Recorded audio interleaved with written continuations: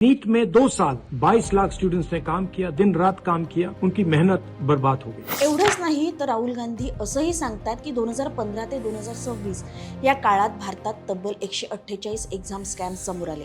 87 परीक्षा रद्द कराव्या लागल्या आणि जवळपास 9 कोटी विद्यार्थ्यांच्या भविष्यावर परिणाम झाला. पण सर्वात धक्कादायक गोष्ट तर वेगळीच आहे. या 148 घोटाळ्यांमध्ये शिक्षा किती जणांना झाली तर फक्त एकाला, म्हणजेच क्लास चालक मोठे गावकर असो की अजून कोणी लहान मोठी व्यक्ती, ते काही वर्षात निर्दोष सुटले आणि पेपर फोडल्या प्रकरणी दोषी कोणीच आढळलं नाही तर कोणालाच काही आश्चर्य वाटायला नको. भारताच्या संपूर्ण एक्झामिनेशन इकोसिस्टीमचा हाच काळा चेहरा आपण आज पाहणार आहोत. त्रास होईल तुम्हाला, पण बोलूयात ऑनेस्ट, बोल्ड आणि ट्रूथ. भारताची संपूर्ण एक्झामिनेशन सिस्टीमच पूर्णपणे आतून पोखरली गेली. नॅशनल टेस्टिंग एजन्सी म्हणजेच NTA पेपर लीक्स बद्दल आपण आज बोलूच. त्याचबरोबर UPSC मध्ये फेक OBC आणि फेक डिसेबिलिटी सर्टिफिकेट्सच्या आरोपांबद्दल सुद्धा बोलूयात. Uttar Pradesh recruitment scams, Bihar teacher recruitment scam ते व्यापम स्कॅन्डल पर्यंत आपण जरा स्पष्ट बोलू आणि तपासून नेमकं चाललंय तरी काय. सगळ्यात आधी NTA नॅशनल टेस्टिंग एजन्सी याबद्दल जाणून घेऊ.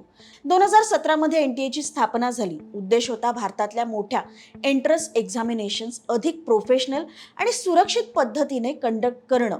पण सत्य काय आहे, इतकी वर्ष उलटून गेल्यानंतर सुद्धा NTA कडे स्वतःचं परमनंट टेक्निकल कॅडर नाहीये, परमनंट ॲडमिनिस्ट्रेटिव्ह स्ट्रक्चर नाहीये. ही संपूर्ण एजन्सी डेप्युटेशनवर असलेल्या ऑफिसर्स, कॉन्ट्रॅक्ट बेस्ड सर्व्हिसेस आणि आउटसोर्स केलेल्या स्टाफवर चालते.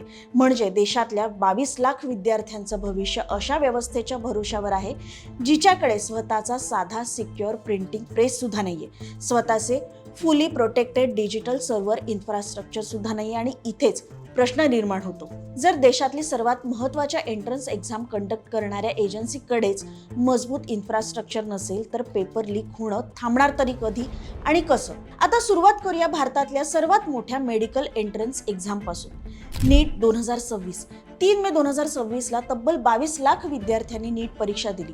पण खरं सांगायचं तर हा खेळ परीक्षा होण्याच्या 4 दिवस आधी सुरू झाला होता. 29 एप्रिल पासून टेलिग्रामवर 500 ते 600 प्रश्नांची PDF फाईल फिरत होती. जेव्हा राजस्थान पोलिसांच्या स्पेशल ऑपरेशन्स ग्रुपने रेड टाकली तेव्हा धक्कादायक गोष्ट समोर आली. त्या PDF मधले 120 ते 140 प्रश्न हे ऍक्च्युअल नीट पेपर सोबत हुबेहूब मॅच होत होते. पण या प्रकरणाला सर्वात घाणेरडं वळण तेव्हा मिळालं जेव्हा CBIने दिल्ली कोर्टात सांगितलं की हे पेपर लीक कोणत्याही बाहेरच्या हॅकरमुळे झालं नव्हतं, तर लीकचा रूट हा NTA आतूनच तयार झाला होता. पुण्याचा कॉन्ट्रॅक्ट रूट वापरून पोलीस नाशिकमध्ये शुभम खैरनार पर्यंत पोहोचले आणि हळूहळू एक एक कडी उलगडत गेली. या संपूर्ण कटाचा केंद्रबिंदू होता NTA पेपर सेटिंग कमिटीशी संबंधित बायोलॉजी लेक्चरर, म्हणजेच घरबेदी घरातलाच आणि व्यवस्थेतलाच होता. आणि दुसरीकडे 7 मे पर्यंत NTA सोशल मीडियावर मारे ठामपणे सांगत होती की परीक्षा पूर्णपणे सुरक्षित आहे, घाबरू नका. फक्त नीट नाही, UPSC मध्ये सुद्धा वाद झाले. UPSC म्हणजे सिव्हिल सर्व्हिस एक्झामिनेशन, देशातली सर्वात प्रतिष्ठित, सर्वात कठीण आणि सर्वात मेरिट बेस्ड परीक्षा. पण 2022 मध्ये एक नाव अचानक देशभर चर्चेत आलं, पूजा खेडकर. UPSC मध्ये 841वा रँक मिळवलेली ही ट्रेनी अधिकारी अचानक वादाच्या केंद्रस्थानी आली. आरोप असा होता की तिने OBC non creamy layer quota याचा फायदा घेतला आणि फॅमिली इन्कम 8 लाखांपेक्षा कमी असल्याचं दाखवलं. पण दुसरीकडे तिच्या वडिलांनी 2014च्या निवडणूक ॲफिडेव्हिटमध्ये जवळपास 40 कोटी रुपयांची संपत्ती घोषित केली होती. आणि इथूनच प्रश्न निर्माण झाला की जर देशातली सर्वात प्रतिष्ठित परीक्षा सुद्धा मॅनिप्युलेशन पासून सुरक्षित नसेल तर मग सामान्य विद्यार्थ्याने विश्वास ठेवायचा तरी कोणावर. पण ही कॉन्ट्रोवर्सी इथेच थांबली नाही. आरोप असेही झाले की UPSCचे नियम बायपास करण्यासाठी वेगवेगळे लूपहोल्स त्यांनी वापरले गेले होते. PWBD म्हणजेच persons with benchmark disabilities quota, याच्या अंतर्गत mental illness, low vision, locomotor impairment अशा वेगवेगळ्या कॅटेगरीजसाठी क्लेम्स करण्यात आले होते. आणि अटेम्प्ट लिमिट जिथे 9 असते तिथे तिने नावं आणि डिटेल्स बदलून जवळपास 12 अटेम्प्ट्स केल्याचाही आरोप झाला. म्हणजे सिस्टीममध्ये लूपहोल्स किती खोलवर आहेत याचा अंदाज इथूनच येतो. या पूजा खेडकरचं पुढे काय झालं तर सप्टेंबर 2024 मध्ये भारत सरकारच्या DOPTने तिला सेवेतून डिसमिस केलं. पण त्यानंतर सुप्रीम कोर्टाने अँटिसिपेटरी बेल दिली. या कोर्टाने असंही सांगितलं की ती कुठलीही ड्रग लॉर्ड नाहीये किंवा टेररिस्ट नाहीये. तिला त्यानंतर जामीन मिळाला. पण इथे खरा प्रश्न वेगळाच होता. ती एक सीट जी एखाद्या खऱ्याखुऱ्या गरीब ओबीसी विद्यार्थ्याला किंवा एखाद्या खऱ्या दिव्यांग विद्यार्थ्याला मिळू शकली असती, ती सीट कोणाकडून हिरावली गेली होती.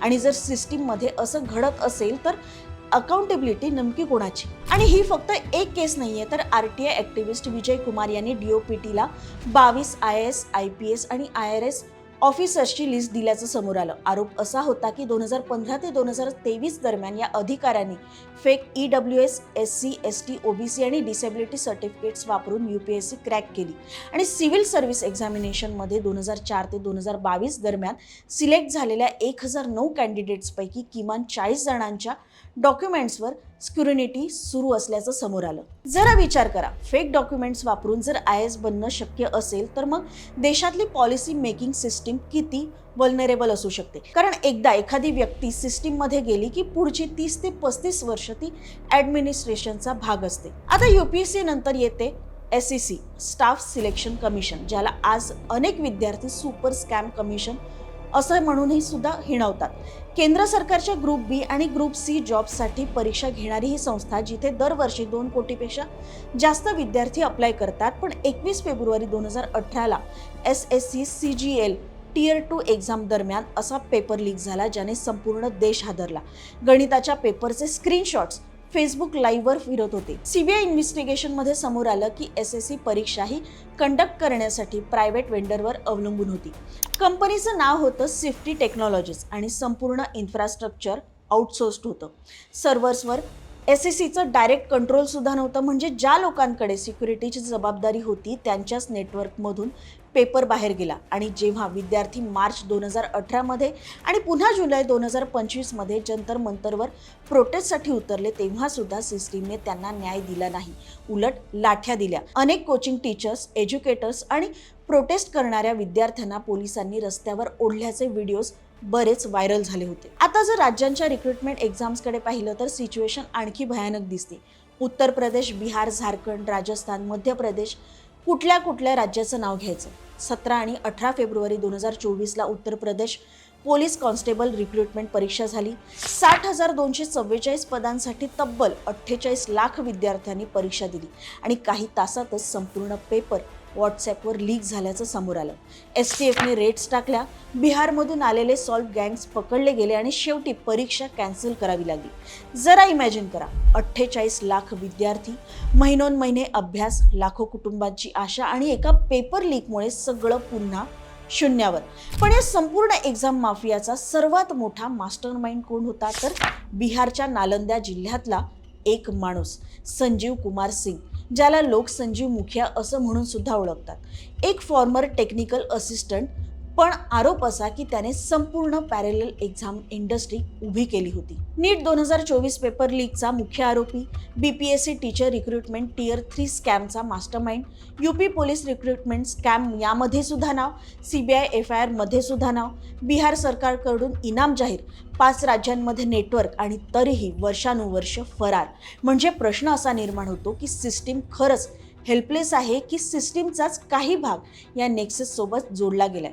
आणि हे फक्त एका राज्यापुरतं मर्यादित नाहीये. राजस्थानमध्ये 2015 ते 2023 14 मोठे पेपर लीक झाले.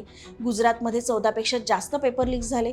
म्हणजे आता पेपर लीक ही एखादी क्वचित घडणारी घटना राहिलेली नाहीये, तर ती एक पॅटर्न बनले. आणि आता या ढासळलेल्या सिस्टीमच्या मुळांपर्यंत जाण्याची वेळ आली.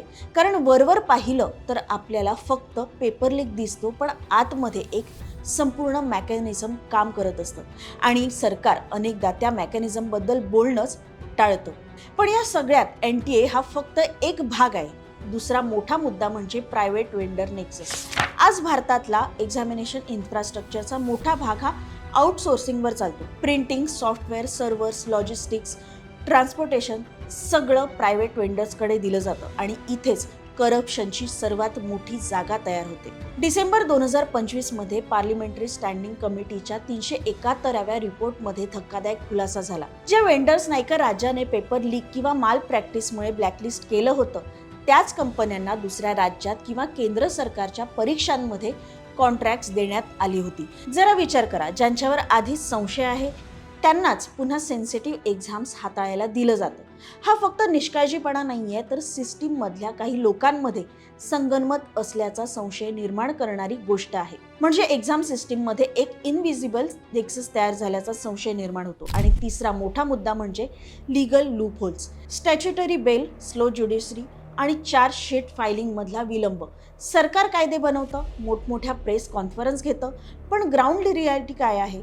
तर संजीव मुखियासारखे अलेज्ड मास्टरमाइंड्स स्टॅच्युटरी बेलवर बाहेर येतात आणि पुन्हा दुसऱ्या स्कॅममध्ये त्यांचं नाव समोर येतं.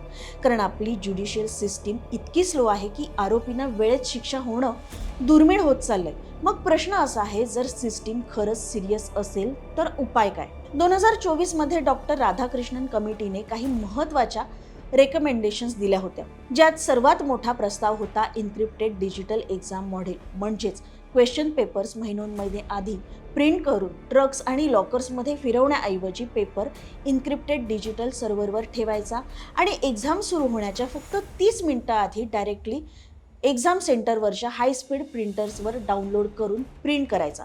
जर अशी सिस्टीम आली तर मध्ये होणारे लॉजिस्टिक लीक्स जवळपास पूर्णपणे थांबू शकतात. दुसरी रेकमेंडेशन होती की मल्टिपल शिफ्ट्स आणि कम्प्युटर बेस्ड टेस्टिंग. कारण एका दिवसात 22 लाख विद्यार्थ्यांची ऑफलाईन परीक्षा घेणं ही स्वतःमध्येच एक मोठी सिक्युरिटी रिस्क आहे. नीट सारख्या परीक्षा सुद्धा जेई प्रमाणे मल्टिपल शिफ्ट्समध्ये सीबीटी मोडवर घेता येऊ शकतात आणि त्यासाठी सायंटिफिक नॉर्मलायझेशन वापरता येऊ शकतं. तिसरा मोठा मुद्दा आहे national testing infrastructure. Private schools, cyber cafes, random colleges यांना एक्झाम सेंटर्स बनवण्याऐवजी देशभरात स्टँडर्डाइज्ड नॅशनल एक्झाम सेंटर्स उभारले जावेत. केंद्रीय विद्यालय, नवोदय शाळा या ठिकाणी AI biometric systems, 5G Jio fencing आणि ॲडव्हान्स सर्व्हिलन्स सिस्टीम्स असलेले 1000पेक्षा जास्त सिक्युअर टेस्टिंग सेंटर्स तयार करता येऊ शकतात. पण प्रश्न टेक्नॉलॉजीचा नाही आहे, तर प्रश्न इच्छाशक्तीचा आहे. कारण भारतात स्कॅम्स हे नवीन नाही आहेत. व्यापम स्कॅन्डल आठवा. व्यापम स्कॅम जिथे 40पेक्षा जास्त लोकांच्या मृत्यूची चर्चा झाली होती. अक्षय सिंग नावाच्या पत्रकाराचा रहस्यमयरित्या मृत्यू झाला, जो एका विद्यार्थिनीच्या संशयास्पद मृत्यूचं कव्हरेज करायला गेला होता आणि नंतर स्वतः मृत अवस्थेत सापडला. नम्रता दामोर रेल्वे ट्रॅकजवळ मृत अवस्थेत आढळली. भूमी राजपूत नावाच्या विद्यार्थिनीने नीटच्या आदल्या रात्री आत्महत्या केली. या सगळ्या स्टोरीज वेगवेगळ्या आहेत, काळ वेगळा आहे, पण पॅटर्न एकच आहे. एक इनसेन्सिटिव्ह सिस्टीम जे मृत्यू झाल्यानंतर सुद्धा बदलत नाहीये. व्यापम नंतर सिस्टीम बदललं नाही, SSC लीक नंतर वेंडर्स बदलले नाहीत, नीटमध्ये सुद्धा वर्षानुवर्ष ॲलिगेशन्स होत राहिले, पण NTA तशीच राहिली.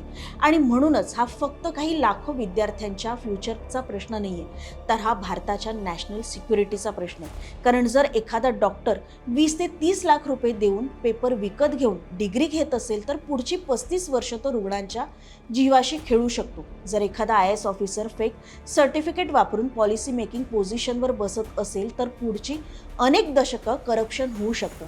एक भ्रष्ट परीक्षा व्यवस्था भविष्यात आणखी मोठ्या भ्रष्टाचाराला जन्म देते. आणि जर तुम्ही विद्यार्थी असाल आणि हे ऐकत असाल, तर एक गोष्ट लक्षात ठेवा, हे तुमचं फेलियर नाहीये, इथे सिस्टीम फेल झाली.